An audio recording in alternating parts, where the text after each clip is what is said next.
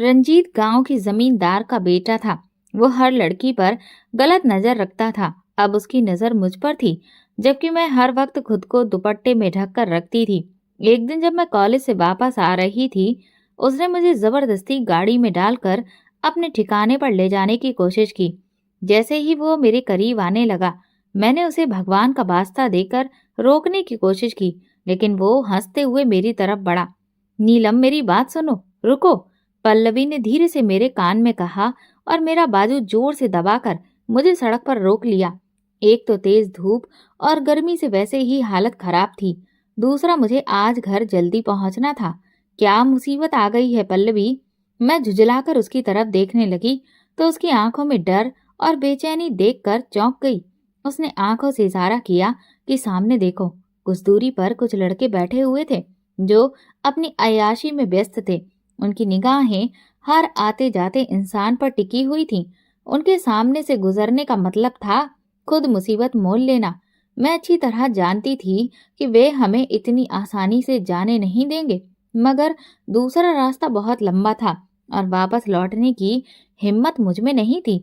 आज कॉलेज में टेस्ट था, जिसके लिए मैंने बहुत मेहनत की थी। मैं वक्त से पहले कॉलेज पहुंचकर एक बार रिवीजन करना चाहती थी। हमें दूसरे रास्ते से जाना चाहिए, पल्लवी ने मेरे कान में फिर कहा।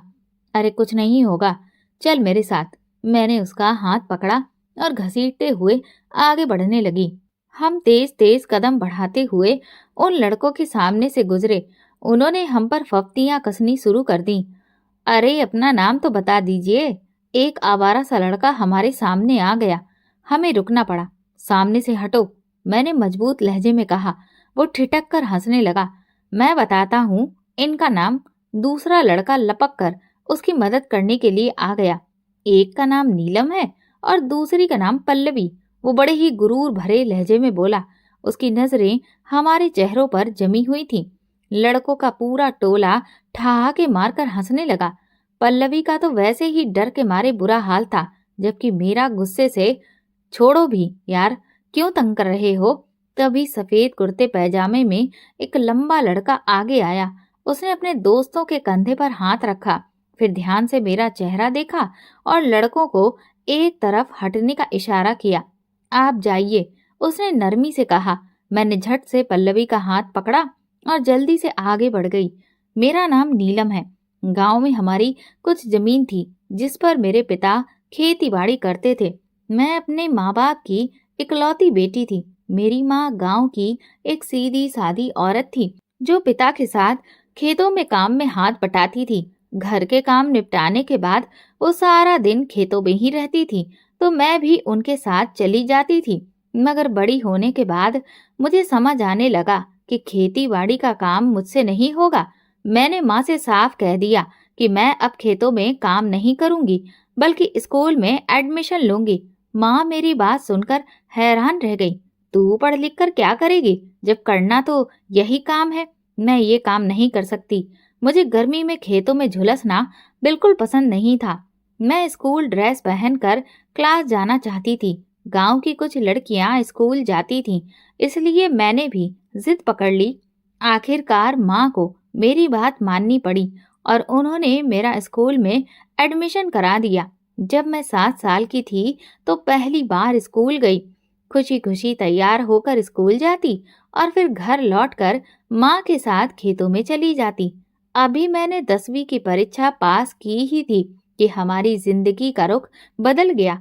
हमारे पिता की जो थोड़ी बहुत जमीन थी, वो गांव के जमींदार की जमीन के पास में थी। जमींदार अपनी जमीन पर बाग तैयार करवा रहा था और वो चाहता था कि आसपास की सारी जमीन भी वो खरीद ले। उसने मेरे पिता को जमीन बेचने की पेशकश की, लेकिन ये हमारी रोजी रोटी का आखिरी सहारा था। मेरे पिता यहाँ पर मौसमी सब्जियां उगाकर शहर में बेचते थे, जिससे हमारा गुजारा चलता था। पिता को अपनी जमीन से बेहद लगाव था। उन्होंने इसे अपने बच्चों की तरह पाला था, इसलिए वे इसे बेचना नहीं चाहते थे। मगर जमींदार को मना करना भी आसान नहीं था। अब पिता बड़ी मुश्किल में फंस गए थे। कई दिनों तक उन्होंने टाल मटोल की, लेकिन आखिरकार हिम्मत करके जमींदार को मना कर दिया। मेरा दिल जमीन बेचने को नहीं मानता। पिता ने कहा, मैंने सारी जिंदगी इस जमीन पर मेहनत की है और आगे भी यही करना चाहता हूँ।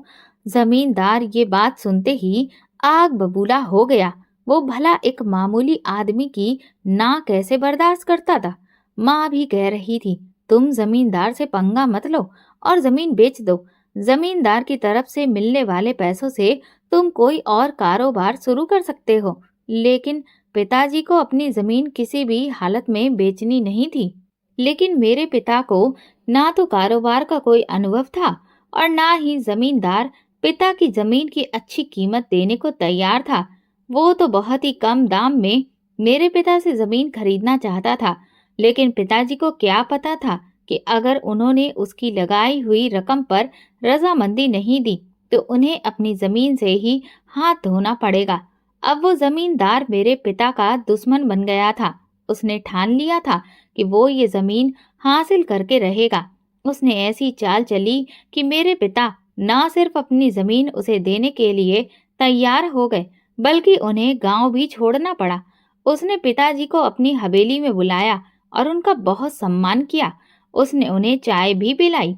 पिताजी इस बात से हैरान थे कि जमींदार का व्यवहार इतना कैसे बदल गया। वो तो कभी किसी गरीब को अपनी हवेली में घुसने भी नहीं देता था, जबकि उसने पिताजी को अपने पास बिठाकर चाय पिलाई। पिताजी को तो यही लगा कि जमींदार जमीन हासिल करने के लिए उन्हें मनाने की कोशिश कर रहा है, मगर उसने जो खेल खेला उसकी पिताजी ने कभी कल्पना भी नहीं की थी। जब पिताजी वहां से लौटे उसी शाम पुलिस हमारे दरवाजे पर मौजूद थी। हवेली से जो माल चोरी करके लाए हो वो अभी निकाल दो, वरना अगर हमने तलाशी ली और वो माल बरामद हुआ तो फिर तुम्हारी खैर नहीं।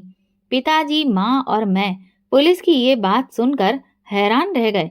भला मेरे पापा चोरी क्यों करेंगे, वो भी हवेली से? पिताजी तो हवेली अपनी मर्जी से गए भी नहीं थे, बल्कि खुद जमींदार ने उन्हें बुलाया था।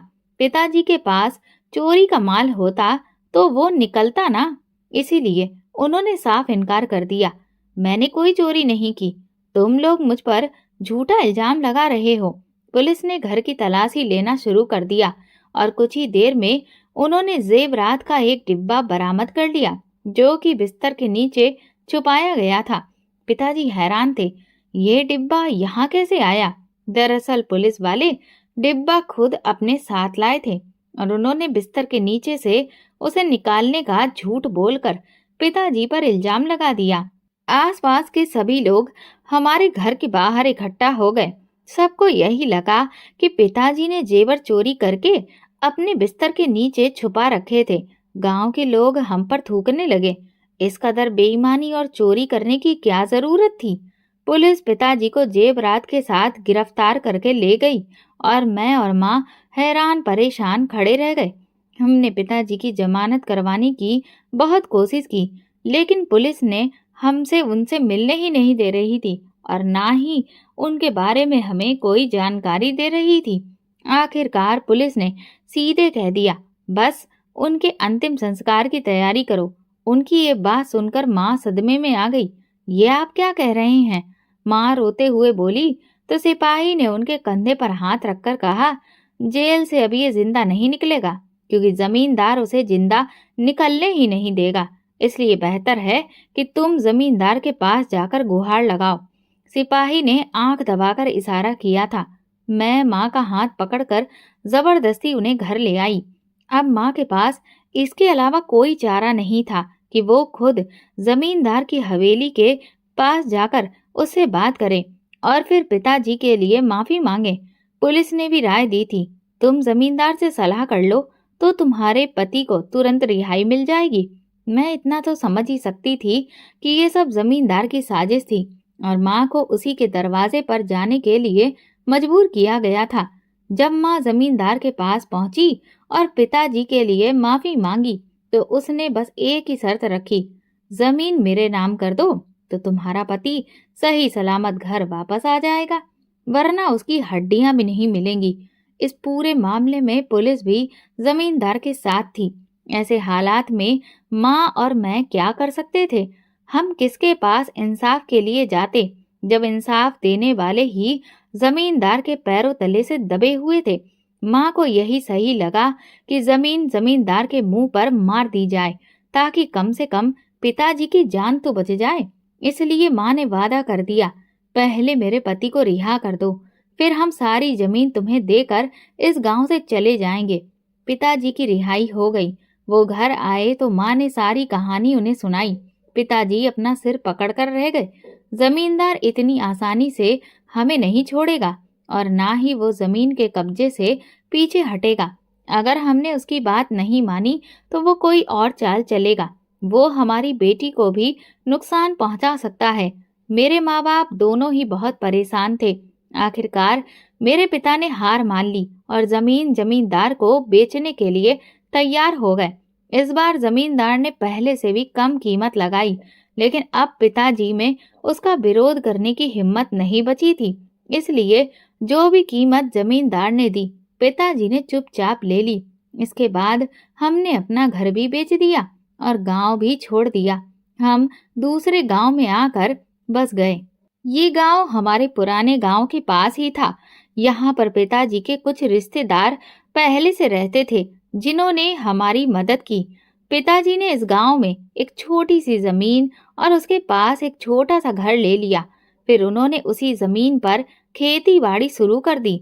अब मेरे लिए मुमकिन नहीं था कि मैं 12वीं के लिए स्कूल में एडमिशन ले सकूं, क्योंकि इस गांव में 12वीं तक का कोई स्कूल ही नहीं था। ये गांव हमारे पुराने गांव से भी छोटा था, इसलिए मैंने माध्यमिक विद्यालय में ही एडमिशन ले लिया। मुझे पढ़ने का बहुत शौक था और मैं सही शिक्षा हासिल करना चाहती थी। इस स्कूल में मेरे जैसे गांव के और भी लड़कियां आती थीं। जल्दी ही मेरी उनसे दोस्ती हो गई। पल्लवी हमारे मोहल्ले की ही थी। मेरी सबसे ज्यादा दोस्ती पल्लवी से ही हो गई। वो बहुत डरपोक और दब्बू किस्म की लड़की थी। उसने तो अभी तक स्कूल की शक्ल भी नहीं देखी थी। उसे यहाँ पर आए हुए कुछ ही महीने हुए थे। उसके माँ बाप ज्यादातर उन्हीं लोगों जैसे थे जो अपनी लड़कियों की पढ़ाई के सख्त खिलाफ थे।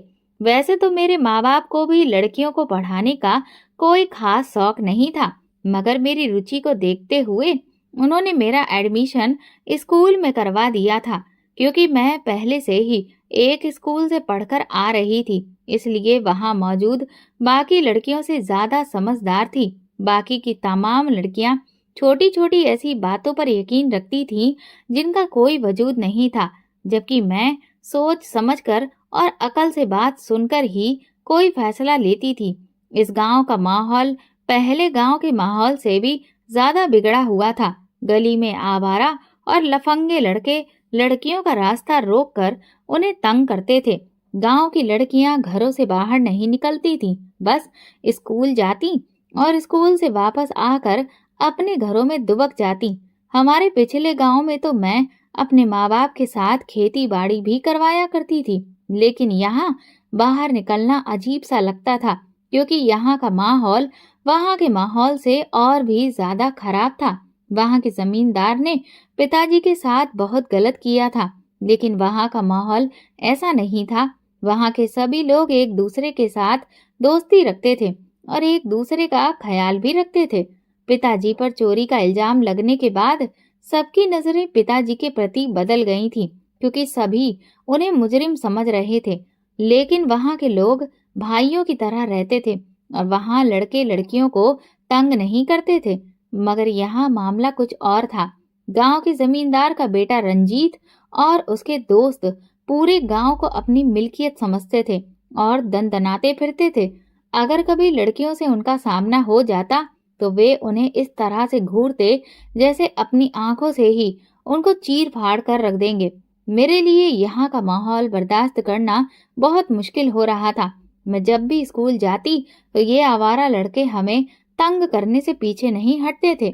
मैं उनका डटकर मुकाबला करना चाहती थी, मगर पल्लवी हमेशा मेरा हाथ दबाकर मुझे रोक देती।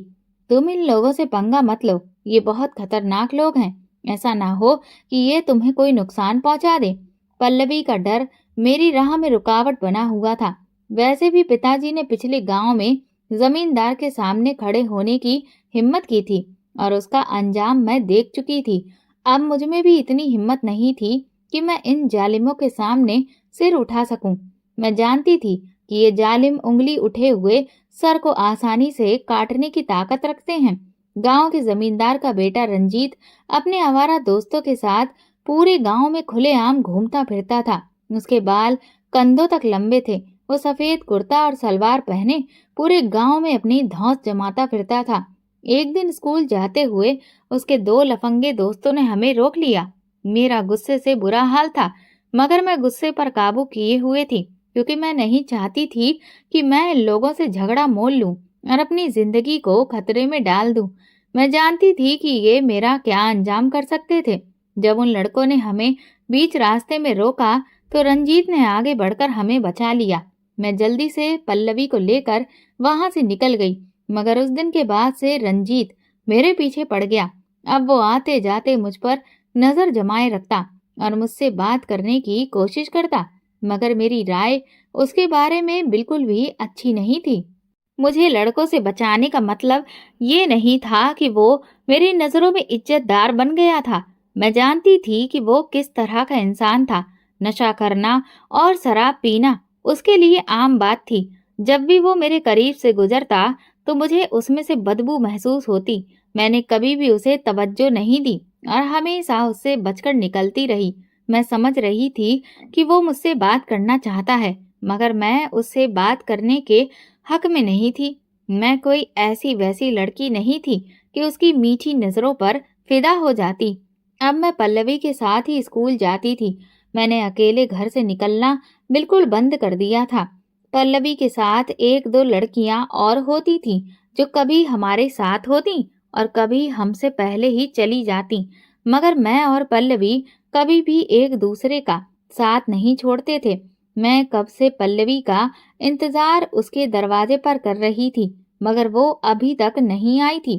5 मिनट से ज्यादा हो चुका था और हमारे स्कूल जाने का वक्त निकल रहा था, क्योंकि पल्लवी का घर गली के आखिरी छोर पर था। इसलिए वो मेरे घर आ जाती थी और हम दोनों साथ में स्कूल जाते थे।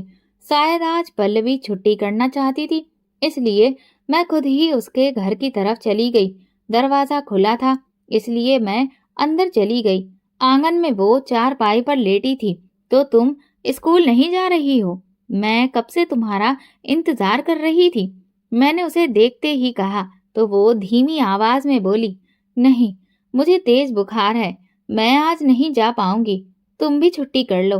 उसकी बात सुनकर मैं हैरान रह गई। मैं किस खुशी में छुट्टी कर लूं? मुझे कौन सा बुखार हो रहा है? मैंने पूछा, तो वो कहने लगी, नहीं, मेरा मतलब था कि तुम अकेली जाओगी, इसीलिए कह रही हूँ। कोई बात नहीं, मैं चली जाऊंगी। कौन सा मुझे कोई शेर खा जाएगा? मैंने हंसकर कहा और वहां से निकल गई। अब मैं अकेले स्कूल जा रही थी।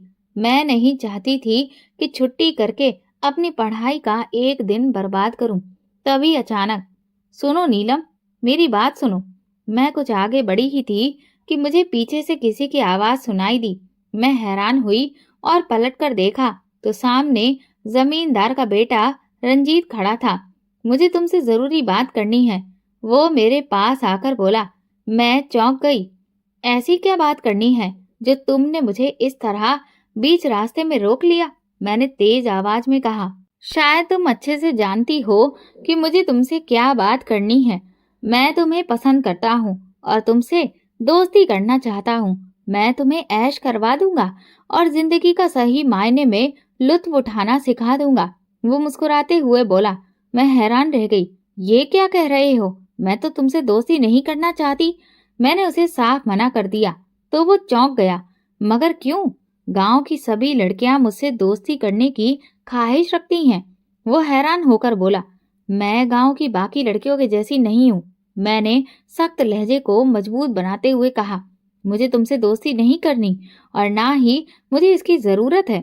अपनी दोस्ती अपने पास रखो और दोबारा मेरे पीछे आने की कोशिश मत करना। मैंने उसकी अच्छी खासी बेइज्जती कर दी थी।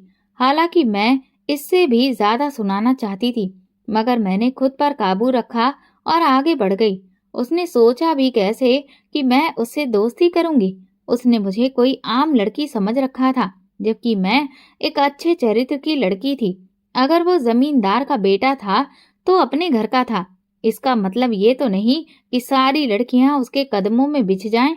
मैं तेज तेज कदमों से आगे बढ़ गई, जबकि वो पीछे खड़ा रह गया। अब वो अपनी औकात पर उतर आया था। उसने मुझे रास्ते में तंग करना शुरू कर दिया।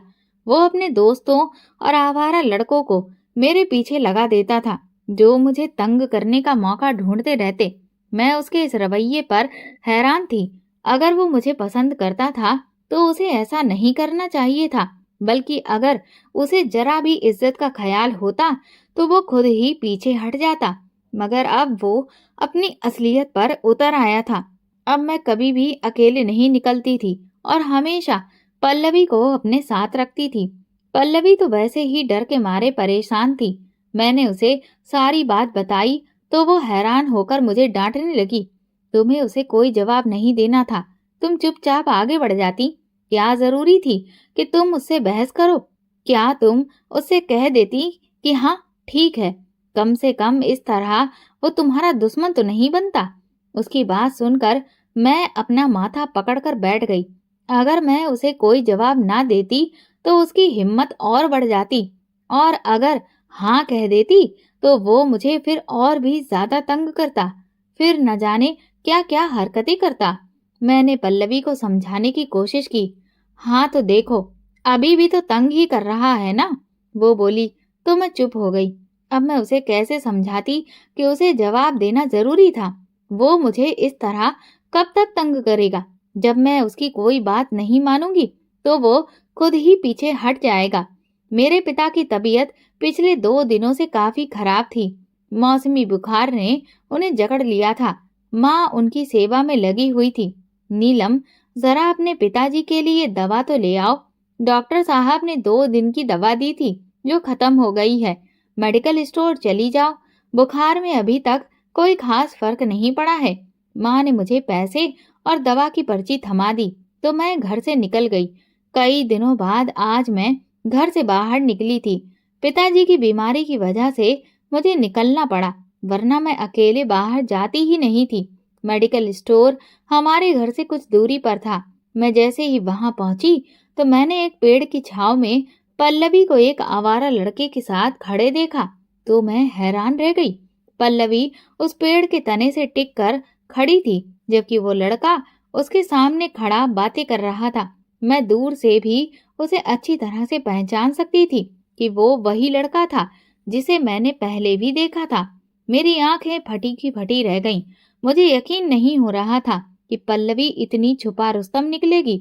मेरे सामने तो वो लड़कों से ऐसे डरती थी जैसे वे उसे खा जाएंगे, और यहाँ वो इश्कबाजी कर रही थी। हालांकि उसने मुझे नहीं देखा। मैं तुरंत वहां से लौट आई। अगली सुबह दरवाजे पर दस्तक की आवाज सुनकर मैंने दरवाजा खोला तो पल्लवी की माँ बुरी तरह से रो रही थी। तुमने पल्लवी को कहीं देखा? वो ना जाने सुबह सवेरे कहाँ चली गई। तुम उसकी सहेली हो ना, तुम्हें जरूर कुछ ना कुछ पता होगा। उनकी आंखें उम्मीद से भरी थीं। नहीं, मुझे नहीं पता, और अभी तो स्कूल का वक्त भी नहीं हुआ, मैंने हैरानी से जवाब दिया। वो रोती पीटती वापस लौट गई। पल्लवी घर से गायब थी। उसका कोई अता पता नहीं था। वो ऐसी लड़की नहीं थी कि किसी के साथ भाग जाए, मगर पूरे गांव में ये बात फैल गई थी कि वो रात को घर से भाग गई है। मैंने आखिरी बार उसे एक लड़के के साथ देखा था, लेकिन मैंने ये बात किसी को नहीं बताई, वरना सबका शक यकीन में बदल जाता। अब मैं स्कूल अकेले ही जाती थी। मुझे पल्लवी की बहुत याद आती थी। मैं इस बात पर हैरान थी कि वो इतना बड़ा कदम कैसे उठा सकती थी, जबकि उसने किसी को भी इस बारे में कुछ नहीं बताया था। एक दिन मैंने उसी लड़के को रंजीत के साथ देखा जो पल्लवी के साथ था। मैं तुरंत उसके पास पहुंची। उसकी आंखों में आंखें डालकर मैंने गुस्से से पूछा, पल्लवी कहाँ है? मुझे बताओ। मेरी बात सुनकर वो हड़बड़ा गया। कौन कौन पल्लवी? उसकी आवाज में खौफ साफ झलक रहा था। तुम अच्छी तरह जानते हो कि मैं किस पल्लवी की बात कर रही हूँ। मैंने तुम्हें उसके साथ में देखा था। अब सच सच बताओ, तुमने उसके साथ क्या किया? वरना मैं पूरे गांव को बता दूंगी कि उसके गायब होने के जिम्मेदार तुम ही हो। मैंने उसे धमकी दी, मगर अगले ही पल वो संभल गया। उसके चेहरे से डर और घबराहट गायब हो चुकी थी। अच्छा, अब तुम मुझे धमकी दे रही हो? तुम जानती भी हो कि मैं तुम्हारे साथ क्या कर सकता हूँ? वो मुस्कुराते हुए बोला। तो मैं चौंक गई। इसका मतलब तुमने सच में पल्लवी के साथ कुछ किया है? मेरा शक यकीन में बदलने लगा। सुनो लड़की, मैंने उसके साथ कुछ नहीं किया, लेकिन तुम्हारे साथ बहुत कुछ कर सकता हूँ। उसने ऊपर से नीचे तक मुझे घूरा तो मैं 2 कदम पीछे हट गई। तुमने क्या अंधेर नगरी समझ रखी है? तुम कुछ भी करोगे और कोई तुम्हें रोकने वाला नहीं होगा। मैं पुलिस के पास जाऊंगी और तुम्हें ऐसा सबक सिखाऊंगी कि तुम याद रखोगे। मुझ में न जाने इतनी हिम्मत कहाँ से आ गई थी।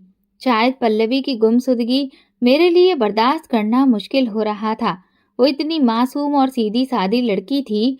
पूरे गांव वालों के कहने के बावजूद मुझे इस बात पर जरा भी यकीन नहीं था कि वो अपनी मर्जी से घर से गई थी। लेकिन मुझे ये जरूर एहसास हो रहा था कि उसके साथ कोई हादसा हुआ है और इसके पीछे कहीं न कहीं वही लड़का जिम्मेदार था। रंजीत बराबर में खड़ा खामोशी से हम दोनों की बहस सुन रहा था। उसने अभी तक कुछ भी नहीं कहा था। जब मैंने पुलिस की धमकी दी तो वो बीच में बोल पड़ा। तुम क्या समझती हो पुलिस तुम्हारी धमकी पर अमल करेगी? वैसे तुम्हारे पास क्या सबूत है कि इस लड़की की गुमशुदगी के पीछे इस लड़के का हाथ है? रंजीत की बात सुनकर मैं चुप हो गई। मेरे पास कोई सबूत तो नहीं था, सिवाय इसके कि मैंने उन दोनों को एक साथ देखा था। लेकिन मैं जानती थी कि ये सबूत काफी नहीं था। कोई भी मेरी बात पर यकीन नहीं करता। फिर भी मैं अपनी सहेली के लिए लड़ना चाहती थी। मैं उसकी गुमशुदगी पर खामोश होकर नहीं बैठ सकती थी, जैसे उसके माँ बाप बैठ गए थे। उन्होंने यही सोचा था कि उनकी लड़की घर से भाग गई है और अगर वे उसकी तलाश करेंगे तो गांव में फिर और भी ज्यादा बदनामी होगी, क्योंकि घर से भाग जाने वाली लड़कियों की कोई इज्जत और औकात नहीं होती। बल्कि अगर उन्हें कहीं देखा भी जाए तो लोग गोली मारने से भी पीछे नहीं हटते। मैं इतनी आसानी से हार मानने वाली नहीं हूँ। मैं सबूत भी इकट्ठा करूंगी और तुम्हें जेल की सलाखों के पीछे भी पहुंचा दूंगी। मैंने उंगली उठाकर उस लड़के को धमकी दी और गुस्से में वहां से चली गई। पल्लवी की गुमशुदगी का मामला अभी भी नहीं सुलझा था। मैंने अपनी तरफ से सबूत ढूंढने की बहुत कोशिश की, लेकिन उस लड़के के खिलाफ कुछ भी नहीं मिला।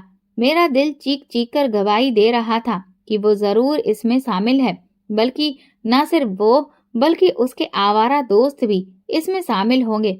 मगर मुझे ऐसा कोई सुराग नहीं मिला जिससे मैं उसे पकड़वा सकूं। रंजीत की हरकतें दिन ब दिन बढ़ती जा रही थी।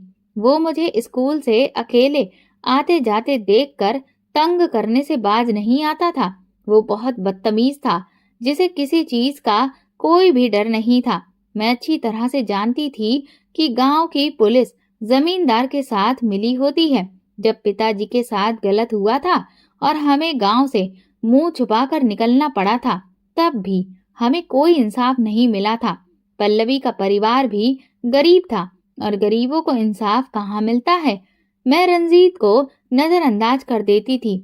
मैंने पिताजी को अभी तक नहीं बताया था कि वो मुझे रास्ते में तंग करता है, क्योंकि वे बेकार में परेशान हो जाते। शायद वे मेरा घर से निकलना ही बंद करवा देते। मैं अपनी स्कूल की पढ़ाई जारी रखना चाहती थी। पिताजी को जब से बुखार आया था, उन्हें बहुत कमजोरी हो गई थी। अब वे घर में ही आराम करते थे और खेती बाड़ी का काम माँ संभाल रही थी। ऐसे में मैं उन्हें और परेशान नहीं करना चाहती थी। मैं जानती थी कि रंजीत जैसे इंसान से खुद निपटना होगा। मेरी कोशिश थी कि वो अपनी हद में रहे और मुझसे दूर रहे। हालांकि जब मैं स्कूल जाती तो खुद को अच्छे से दुपट्टे से ढककर निकलती थी। एक दिन जब मैं घर से निकली तो रंजीत रास्ते में आ गया। आज रास्ता सुनसान था, आसपास कोई नहीं था। रंजीत ने इसी मौके का फायदा उठाया। वो मुझे तंग करने लगा, लेकिन मैं हमेशा की तरह उसे नजरअंदाज करके आगे बढ़ने लगी। पर आज वो न जाने किस मूड में था। अब बहुत हो गया, तुम्हारा नखरा अब और बर्दाश्त नहीं करूंगा, चलो मेरे साथ। उसने मेरा हाथ पकड़ लिया और जबरदस्ती गाड़ी की तरफ घसीटने लगा। मुझे उससे ऐसी उम्मीद नहीं थी। मैंने जोर जोर से शोर मचाना शुरू कर दिया, लेकिन उसने दूसरे हाथ से मेरा मुंह बंद कर दिया। फिर उसने मुझे जबरदस्ती गाड़ी में धकेल दिया। उसके दोस्त ने फौरन गाड़ी चला दी, जबकि मैं चीख पुकार करती रही। रंजीत मेरे बराबर में ही बैठा था। उसने अपनी जेब से न जाने क्या निकाला और मेरी नाक पर लगा दिया। मैं तुरंत बेहोश हो गई। जब होश आया तो मैंने खुद को एक बंद कमरे में पाया। मैं तुरंत उठकर दरवाजे की तरफ भागी और जोर जोर से दरवाजा पीटने लगी। बाहर सन्नाटा पसरा हुआ था। लगता था कि वहां कोई नहीं था। तभी दरवाजा खोलने की आवाज आई। मैं घबराकर पीछे दीवार से जा लगी। रंजीत कमरे में दाखिल हुआ और बोला, अरे तुम्हें होश आ गया? मैंने तुम्हें पहले ही कहा था कि मुझसे दोस्ती कर लो। अगर तुम दोस्ती कर लेती तो मुझे मजबूर होकर ये सब नहीं करना पड़ता। वो धीरे धीरे मेरी तरफ बढ़ रहा था। मुझे समझ में नहीं आ रहा था कि मैं क्या करूं। मैंने उसे भगवान का वास्ता दिया, कृपया मुझे छोड़ दो। मैं कोई बुरी लड़की नहीं हूँ। तुम मेरे साथ ऐसा सुलूक मत करो। मेरी बात सुनकर वो ठहाका लगाकर हंस पड़ा। अच्छा, तो अब अकड़ कहाँ गई तुम्हारी? अब रोने से क्या फायदा? उसकी बात सुनकर मैं रोने के सिवा कुछ भी नहीं कर सकती थी। प्लीज मुझे छोड़ दो। मैं उसके आगे हाथ जोड़कर गिड़गिड़ाई। ऐसा मुमकिन नहीं है। वो हंसते हुए बोला, मैं तुम्हें इतनी दूर छोड़ने के लिए तो नहीं लाया कि तुम वापस जाते ही सबको बता दो कि मैं तुम्हें अगवा करके यहाँ तक लाया था। नहीं, मैं किसी को नहीं बताऊंगी, मैंने कांपते हुए कहा। कैसे नहीं बताओगी? तुम तो पल्लवी के बारे में भी बताने चली थी, तो अपने बारे में कैसे चुप रहोगी? वो आगे बढ़ा। तुम्हें बहुत हिम्मत है ना? आज मैं तुम्हारी हिम्मत खत्म करने आया हूँ। वो मेरी तरफ बढ़ रहा था। डर के मारे मैंने अपनी आंखें बंद कर ली। इस पल मैंने अपने भगवान को याद किया। अब सिर्फ वही मेरी मदद कर सकते थे। वही मुझे इस घिनौने इंसान से बचा सकते थे। जैसे ही वो मेरे करीब आया, अचानक दरवाजे पर खटखटाने की आवाज आई। मैं घबराकर पीछे हुई। रंजीत भी मेरे सिर के पास खड़ा था। वो भी चौंक कर दरवाजे की ओर देखने लगा। दरवाजे के बीचों बीच पल्लवी खड़ी थी। उसे देखकर मैं हैरान रह गई। वो पहले से ज्यादा कमजोर दिख रही थी। उसके कपड़े अस्त व्यस्त थे और चेहरा थका हुआ था, मगर उसके हाथ में एक तेज धार वाला चाकू था। वो तेजी से कमरे में दाखिल हुई और गुस्से में चिल्लाई, मैं तुम्हें जिंदा नहीं छोड़ूंगी रंजीत। अब इस मासूम को भी उठा लाए हो ताकि इसे भी वही तकलीफ दो जो तुमने मुझे दी। जितनी परेशानियां तुमने मुझे दी हैं, उसका एक एक बदला लूंगी। मैं उठकर खड़ी हो गई। रंजीत दूसरी तरफ मुंह किए खड़ा था, इसलिए मैंने उसे पूरी ताकत से एक जोरदार लात मारी। वो इस हमले के लिए तैयार नहीं था और सीधे मुंह के बल जमीन पर गिर गया। इसी बीच पल्लवी ने पूरी ताकत से चाकू उसकी बाजू में घोंप दिया। रंजीत दर्द से चीख उठा। मैंने तुरंत पल्लवी को गले लगा लिया। ये सब क्या है? तुम यहाँ क्या कर रही हो? मैंने घबराकर पूछा।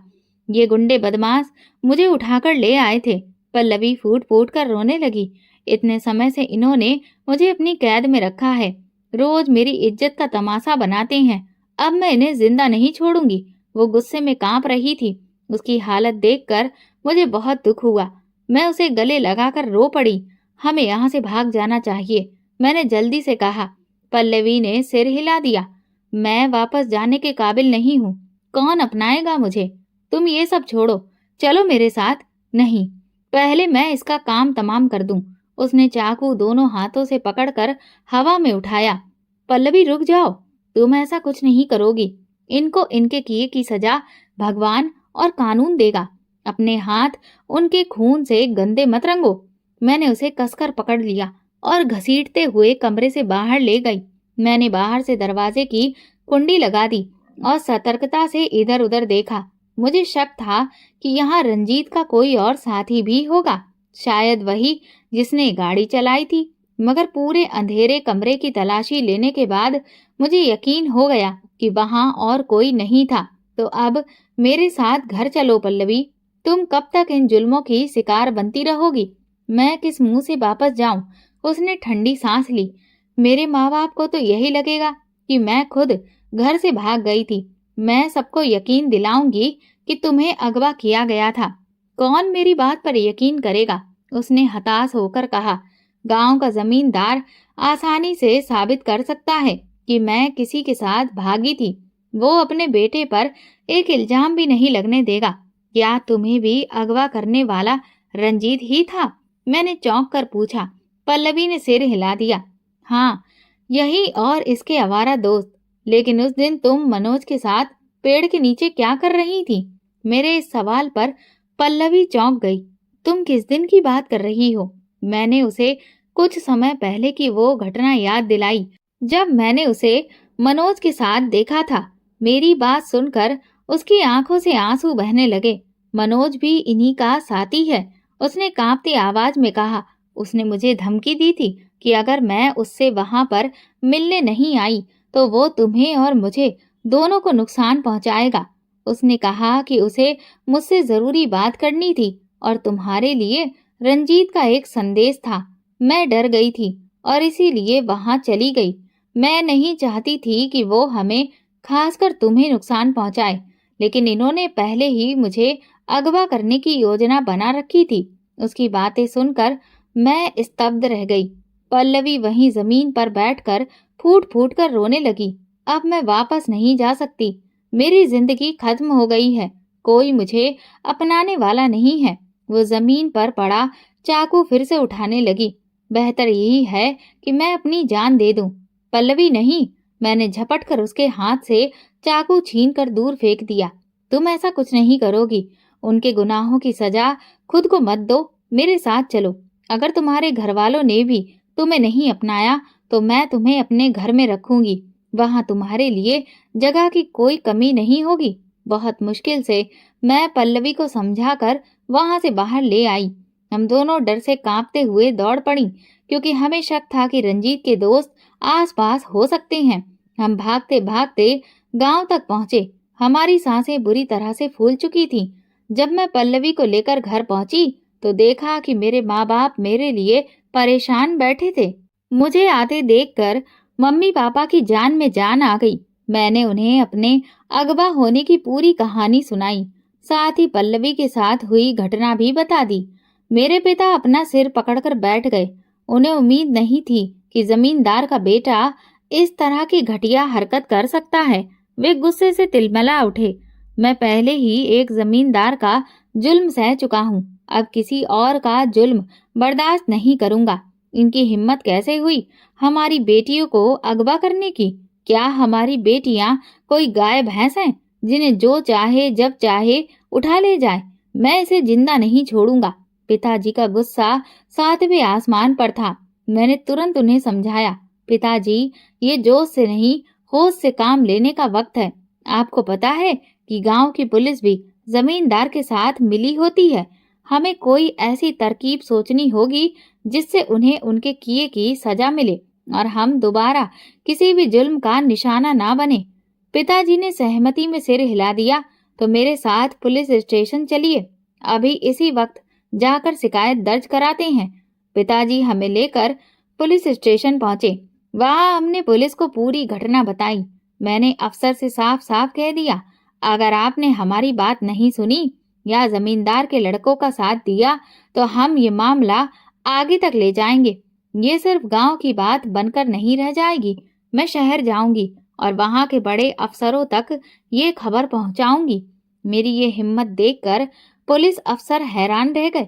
शायद उन्हें एक लड़की से इतनी बेबाकी की उम्मीद नहीं थी। उन्होंने हमें भरोसा दिलाया, आप चिंता मत करें, हम मामले की पूरी तहकीकात करेंगे और इंसाफ के आधार पर ही कार्रवाई करेंगे। जमींदार के कई दुश्मन भी हैं जो उन पर तरह तरह के इल्जाम लगाते रहते हैं, लेकिन हम इस मामले की तह तक जाएंगे और जो भी दोषी होगा उसे सजा जरूर मिलेगी। पुलिस की ये बात सुनकर हमें थोड़ी राहत मिली। जाहिर था रंजीत दोषी था और उसे उसकी सजा मिलनी ही चाहिए थी। जब हम पल्लवी के घर पहुंचे तो उसकी माँ उसे देखते ही उससे लिपट कर रोने लगी। मुझे नहीं पता था कि मेरी बच्ची को इतनी मुसीबतें झेलनी पड़ेंगी। तूने ऐसा कैसे सोच लिया कि मैं तुझे नहीं अपनाऊंगी? तेरा इसमें क्या कसूर है? कभी वे उसकी हथेलियां चूमती तो कभी उसका माथा। पल्लवी बुरी तरह से फूट फूट कर रो रही थी। ये सब देखकर मेरे माँ बाप की आंखों में भी आंसू आ गए। पल्लवी बेचारी बेकसूर थी, फिर भी उसे इतनी जिल्लत सहनी पड़ी। अच्छा हुआ कि उसके माता पिता ने उसे अपना लिया, वरना वो कहीं की भी नहीं रहती। इतने में मोहल्ले के एक लड़के ने आकर पिताजी को बताया कि जमींदार बलवंत सिंह मिलने आए हैं। ये सुनकर मैं चौंक गई। कुछ ही देर में जमींदार अपने आदमियों के साथ हमारे घर में दाखिल हुआ। पिताजी ने उसे चारपाई पर बैठने का इशारा किया तो वो बैठ गया। उसके साथ उसका बेटा रंजीत भी था, जिसके हाथ पर पट्टी बंधी थी। जमींदार ने सीधे पिताजी से पूछा, मैं ये जानना चाहता हूँ कि जो कुछ हुआ उसमें मेरा बेटा शामिल है या नहीं। पिताजी ने उसे सारी घटना बता दी। जमींदार ने मेरी ओर देखा और पूछा, क्या ये सच है? मैंने रंजीत की ओर इशारा करते हुए जवाब दिया, हाँ, यही लड़का हमें अगवा करके ले गया था। ये पहले से ही हमें परेशान कर रहा था, लेकिन जब मैंने इसे करारा जवाब दिया तो इसने मुझे अगवा कर लिया। ये मुझे नुकसान पहुंचाना चाहता था, लेकिन पल्लवी वहां मौजूद थी और फिर उसने ही मुझे बचा लिया। पल्लवी ने भी अपनी पूरी कहानी सुनाई कि कैसे रंजीत और उसके दोस्तों ने मिलकर उसे अगवा किया और इस हाल तक पहुंचाया। मेरी बेटियों, मुझे माफ कर दो। जमींदार की बात सुनकर हम दोनों चौंक पड़े। मैंने कभी सोचा भी नहीं था कि मेरा बेटा इस हद तक गिर जाएगा। मैं अपने बेटे की इस हरकत पर शर्मिंदा हूँ। मैंने अपनी तरफ से इसकी अच्छी परवरिश करने की पूरी कोशिश की। कभी इसे काली कमाई का एक निवाला भी नहीं खिलाया, लेकिन ना जाने क्यों ये इस हद तक बिगड़ गया कि किसी की इज्जत पर हाथ डाल दिया। मैं तुम दोनों से माफी मांगना चाहता हूँ। उसने अपनी जगह से उठकर पहले पल्लवी के सिर पर हाथ रखा, फिर मेरे सिर पर। तुम ये मत समझना कि ये मेरा बेटा है, इसलिए मैं इसे माफ कर दूंगा। इसकी जो भी सजा बनती होगी वो इसे जरूर मिलेगी और मैं इसकी सजा में कोई रियायत नहीं होने दूंगा। मैं उन लोगों में से नहीं हूँ जो ताकत और पैसे के बूते पर अपनी औलाद की गलतियों पर पर्दा डालते हैं। मैं इसे इसके सही अंजाम तक पहुंचाकर रहूंगा। जो तकलीफ मेरी बेटी ने उठाई है उसे तो मैं बदल नहीं सकता, लेकिन मुझसे जो बन पड़ेगा वो जरूर करूंगा। मैं कोशिश करूंगा कि इस गांव में दोबारा कभी किसी लड़की को ऐसी तकलीफ ना सहनी पड़े और कोई भी लड़का इस हद तक ना पहुंचे। ये मेरी गलती है कि मैं अपनी औलाद से इतना बेखबर रहा और उसे मनमानी करने दी। अब पानी सिर से गुजर चुका है, लेकिन मैं हालात को ठीक करने की अपनी पूरी कोशिश करूंगा। गांव के जमींदार की बात सुनकर पिताजी हैरान थे और मैं भी। मैंने कभी सोचा भी नहीं था कि जमींदार अपने बेटे की तरफदारी करने के बजाय हमारा साथ देगा।